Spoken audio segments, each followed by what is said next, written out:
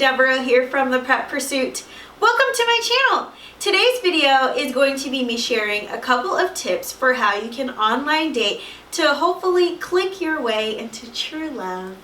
I know it's a little corny, but I just want to try and make a joke at the front. At the front end of this video. So, okay, let's get into it. Now, if you watch this channel, if you subscribed, or if you're just stopping by, I always start an etiquette video with sharing the difference between a woman and a lady. Every female is a woman, but not every woman is a lady. A lady is defined as a woman who is polite, refined, and well-spoken in all encounters with others. So these are just a few tips that you can use to navigate through the world of websites and apps of online dating to hopefully find your Prince Charming. Now, the first couple of tips are going to be around your profile. So let's start with your profile photo. Make sure that it's you and you're smiling. It's a natural, happy photo.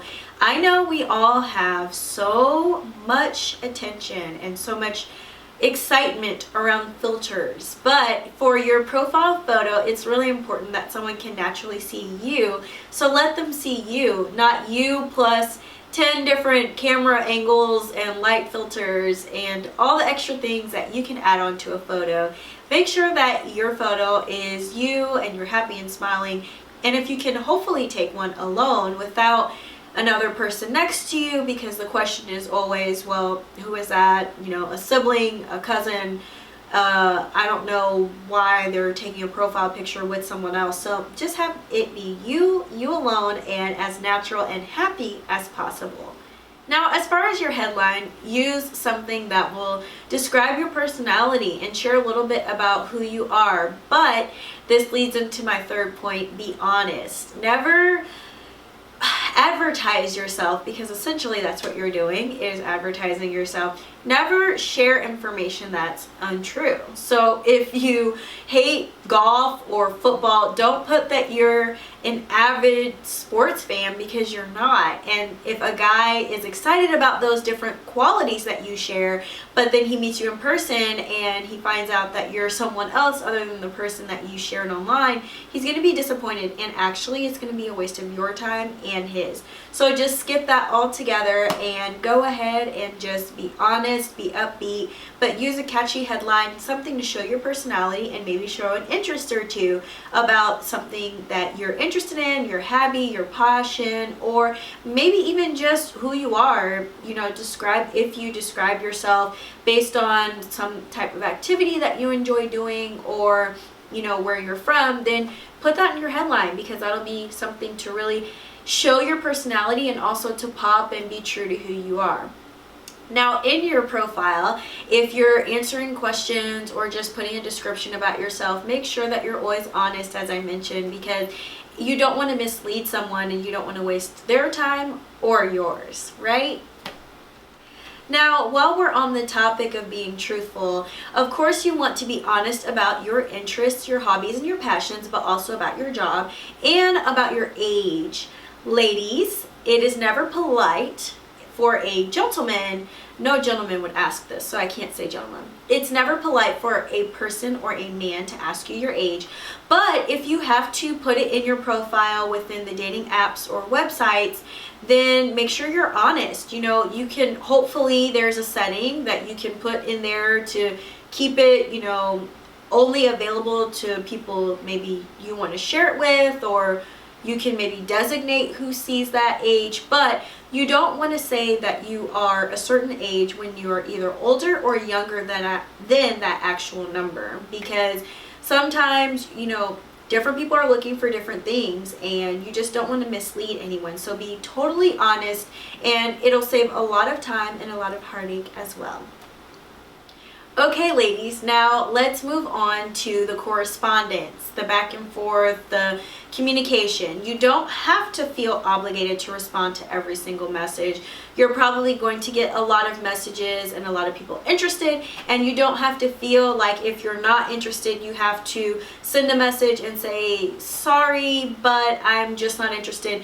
You know, feel free to just maybe skip replying if you're not interested, or You know, if someone is saying something rude to you, maybe you can block them or report them if that's an option available, but you don't have to feel obligated to respond to every single message. I'm sure within the dating websites and the dating apps that there's probably a lot of messages you're going to receive anyway, so there's no expectation that you have to respond to every single message that you receive. Okay, ladies, the grand finale tip. This is the last one for the day. When it comes to online dating, whether it's an app or a website, the goal hopefully is for you to find someone, or as ladies to let them find you, maybe if you're old school like me. But you know, if you have a connection and someone, you've maybe been exchanging a few messages, maybe after a couple of messages or when the conversation progresses and you feel comfortable, try to move the conversation off the app, off the website. You know, you have a couple of options. So you can either set up a voice call and just call someone on the phone, or you can actually maybe do a video call with like Skype or Viber. Another great resource is maybe Google Voice, or if you've got maybe a Google Hangout account, I think there's a way you can call using your email address. So you don't necessarily have to give out your phone number, but feel free to take advantage of some other communication tools so that you can maybe have a little bit more personal communication, and you don't have to wait for someone to check the app or to check the website in order to get a response back from them. And hopefully you can move that into a phone conversation that will naturally progress into you guys hanging out in person and going on an actual date. And for those occasions, you want to make sure that you never go anywhere without telling at least someone. Especially if you're meeting someone, you know, that you've never met before and this is the first time. You know, if you're going to a restaurant or a movie, that's perfectly fine, and highly likely it's going to be in the evening, so that's, you know, completely understandable. But safety first, ladies.